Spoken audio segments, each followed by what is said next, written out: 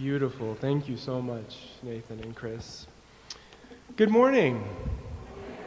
My name is Tony Coleman. I get to serve as pastor here at First Congo. And last week, we came together here to talk about perfectionism and how faith is a necessary component of wholeness. This week, as we continue to consider what it means to sink into our sacred stories, I want to invite you to think with me about time, about authorship, and first, about legacy. Legacy is something I spend a lot of time talking and thinking about with folks, actually. It's just part of my line of work. In hospital rooms, people get to talking and thinking about legacy.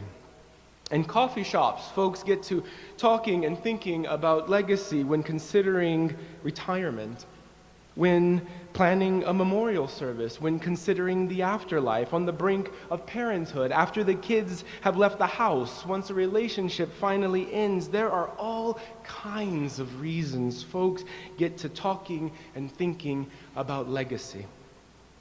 Of course, we always hope that the legacy we leave behind is a positive one. We hope that in the minds of the people whose lives our life has intersected with, we hope we will be remembered fondly, with smiles and with joy, that maybe we will have imparted some wisdom that really sticks, or cultivated memories that will always feel sweet. Or, failing all that, we just hope that people aren't glad when we're dead. But I found out a few years ago, in a very personal way, that there's so much room in between fond memories and folks feeling glad that we're gone. I found out for myself that I needed to get much more intentional about my own legacy, because I was at risk of being remembered in a way I didn't like. It was in the early days of my tenure as this church's senior pastor. We had gone through a season of long and complex transitions in our staffing, in our congregational leadership, in our financial models, in our building, and I felt busy. I felt pressed. I felt pressured to figure out what to do and how to do it. Meanwhile, my life at home was still happening.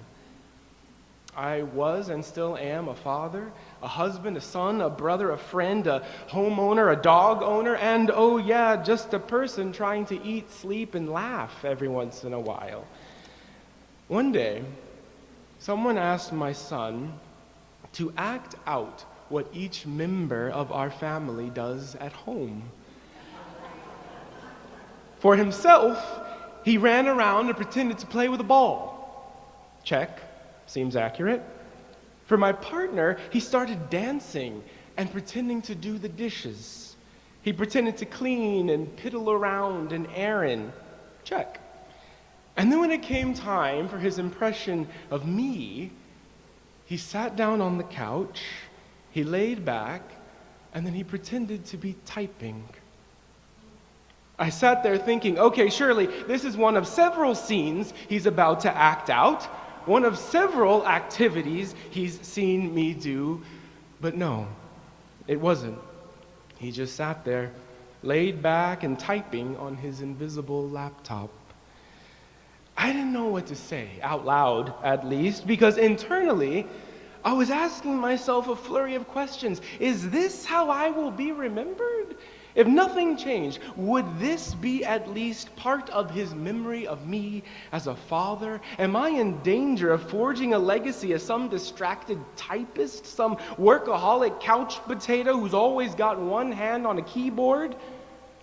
I realized in that moment that all the time I thought I was spending playing catch or watching cartoons with him, all the time I thought we dedicated to Uno and Connect Four and reading at night and tucking him in and going on walks, I realized that the story I thought I was telling of myself as a father was in fact very different from the story my actions were telling. Maybe you've had a moment like this too. Sometime when suddenly you felt summed up or even exposed, a moment in which you were forced to come to terms with the dissonance between the story you'd like to tell about yourself and the story you're actually telling.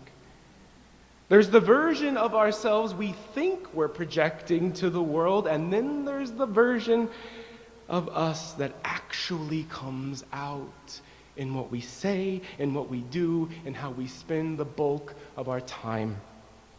If we're lucky, those two versions are in sync. But for most of us, they just aren't. All this makes me wonder then about Tabitha, also known as Dorcas. Here's how the book of Acts describes her in chapter 9. You can follow along in your bulletin. Now in Joppa there was a disciple whose name was Tabitha, which in Greek is Dorcas. She was devoted to good works and acts of charity. At that time she became ill and died. When they had washed her, they laid her in a room upstairs. Since Lydda was near Joppa, the disciples who heard that Peter was there sent 2 men to him with the request, "Please come to us without delay."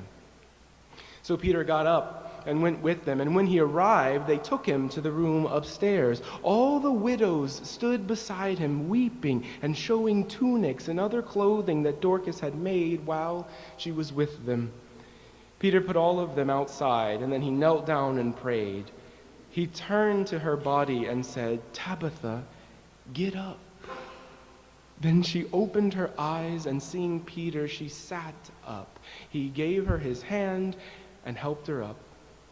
Then, calling the saints and widows, he showed her to be alive.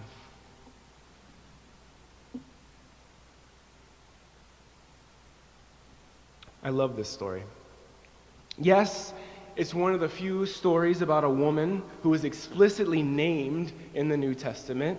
Yes, it's a story about resurrection, one more miracle of new life breaking through the power of death. I love all that, but what I love most about this story are the widows weeping and showing tunics and other clothing that Dorcas had made while she was with them. These mourners brought with them the ways that Dorcas, also known as Tabitha, had warmed them and protected their bodies, and even maybe made them feel beautiful. In this story, we don't just have to take the writer's word that Tabitha was devoted to good works and acts of charity. The widows show us precisely how.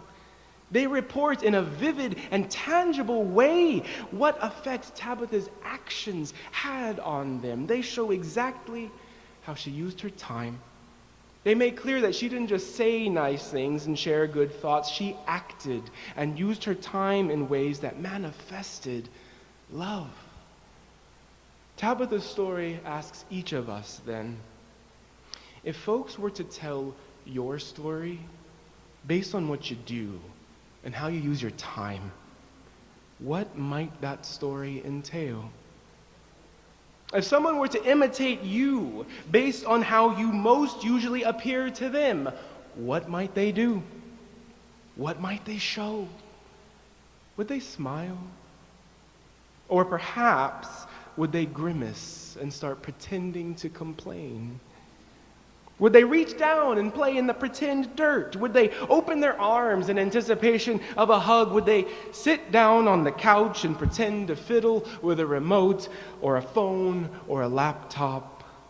When you think about how you spend the bulk of your time, when you think about how you most usually act in the world, what story are you really telling?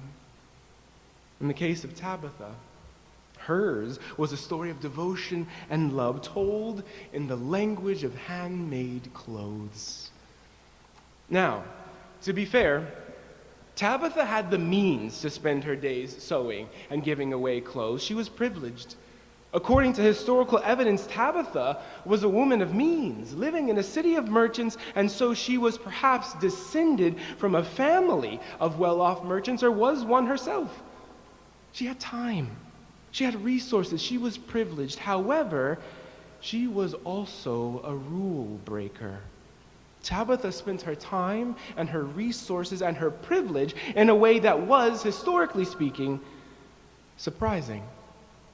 Biblical scholars talk about how Tabitha was powerfully unique, not just because of her wealth. Tabitha was unique also because her story makes no mention of a man, neither a husband nor a son.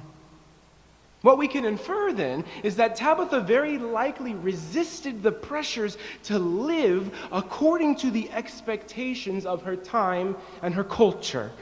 She lived her story in her own way. Rather than use her energy to find a wealthy husband, as the norms of her time would have dictated, rather than devote her time to having a son, as her culture prescribed, Tabitha decided to author her own story. She decided to act and to use her time in a way that inspired, surprising, and wholly grew out of love. She took charge of her actions and of her time, and she crafted a story that was entirely hers, not her husband's, not her son's, not her culture's, but hers. In this way, Tabitha's example asks us that first question. Her example invites us to wonder, what story are my actions telling? And then, her example demands we wander further. Looking at the way she lived and the choices she made, her example invites us to ask ourselves, what's motivating my actions? What's in my decision to sit on the couch next to my son, half distracted as I return emails and draft documents? Tabitha invites us to ask ourselves, what's motivating my decision to complain more often than I congratulate? Tabitha invites us to wonder, why do I keep using that substance? Why do I keep delaying that change? What's inside my drive to succeed, to achieve, to be secure, to do that thing or say those words or continue to take up that same old habit? What motivates me to keep spending my time in that way? Is it fear? Is it a worry about failure or a need for security? Is it some displaced resentment that makes you so quick to anger? Are you playing out the actions that were played out on you, letting echo into your own life some version of the drama or the traumas of your own childhood? Are you becoming your parents? Motivated by nothing more than some uninterrogated family habit. Tabitha calls us to wonder about who and about what is really shaping our story. As is the case with so many of our actions, the hours I spent plopped on the couch typing away could easily be defended. If you've been around our church these past few years, then you know we've had some things to do. I could easily excuse or exempt myself from judgment. I could dismiss my son's little pantomime as a silly 8-year-old teasing his dad. The truth is, though, if I take up my own advice and examine what it was that motivated all those unaccounted for hours on the couch, sitting next to my son and tricking myself into thinking that we were having quality time, if I get honest, I'm forced to name that I spent my time that way because I wanted to be good at my job. I wanted to prove myself. I wanted to do things well. I wanted to be a leader. I wanted to be a hero. And truth be told, I didn't really know what else to do. I didn't really know in those early days how to ask for help. I had confused devotion and sacrifice. As someone who grew up without my father around, I thought my sheer physical presence was really all it took. But then I'd ask myself, is my life telling the story I intend? Or is my fear, my worry, my anxiety, my past actually authoring my life? We may not all be rich. We may not all be privileged. We may not all be Tabitha. But each of us does have the power to make choices. We have the power to choose how to act. We might have to work, and we might have to work a lot sometimes, but all the while, we cannot forget that time is a finite resource, so we must spend it well. We must use it with intention.